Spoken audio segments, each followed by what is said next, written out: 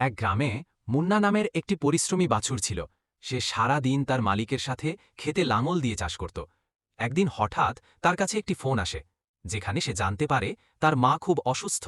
এই খবর শুনে মুন্না ছুটে তার মায়ের কাছে যায় এবং দেখে যে তার অবস্থা সত্যিই খুব খারাপ। মায়ের চিকিৎসার জন্য সে একটুও দেরি না করে সাইকেল নিয়ে শহরের দিকে রওনা দেয়। সেখানে ডাক্তারের সাথে দেখা করলে ডাক্তার তাকে কিছু ওষুধ দেন।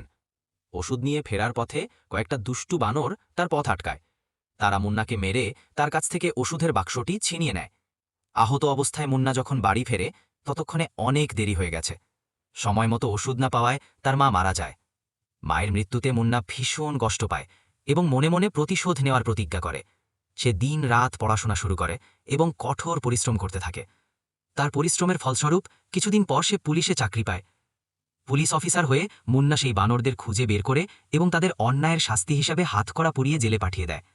এভাবেই মুন্না তার মায়ের মৃত্যুর প্রতিশোধ নেয়।